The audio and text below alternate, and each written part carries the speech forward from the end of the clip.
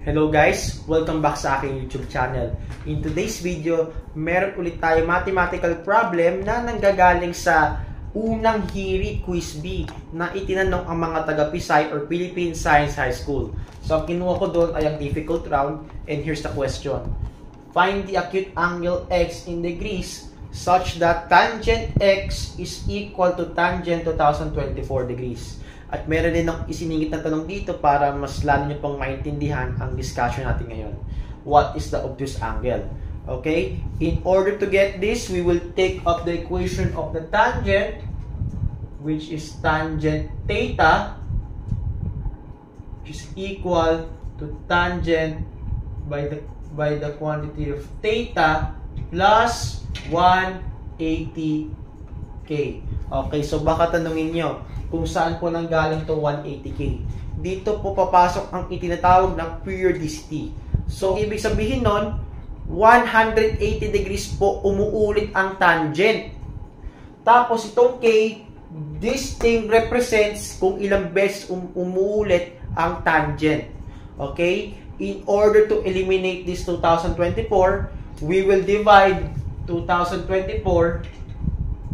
sa 180. So, bale, ang whole number nito, that will be represent as K. Tapos, ang theta, yan naman ang magiging remainder. Kasi ang theta, ayan po ang remainder once we've eliminated this 180K. Okay? Now, we will divide this. 202 divided by 180 is 1. 1 times 180 is 180.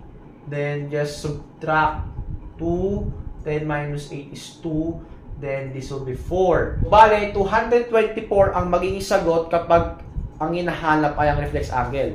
Okay, back to the solution tayo. 224 divided by 180, that will be 1. Okay, so 1 times 180 is 180. Then, let's bring down 4. 12 minus 8 is 4. Ayan po. So, the remainder for this is 44. Bale, based sa solution natin, ilan po ang whole number niya? Very good. That's 11. So, bale, 11 times umulit ang tangent. Tapos, alin doon ang na-remain once it eliminated this? Okay, very good. That's 44 degrees. Tatanungin ko kayo, is 44 an acute angle? Yes. So, this is the answer sa tanong kung ano ang value ng acute angle. At the same time, yan na rin po ang reference angle sa tanong na ito. Pero, siningit ko rito kung ano ang obtuse angle. Just like what I said earlier, 180 degrees po umuulit ang tangent. So, we will subtract 180 sa 44, which is the acute angle. So, 10 minus 4 is 6.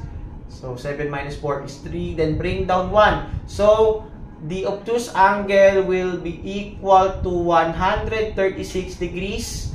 And if you're going to add this up, that will be equal to 180 degrees.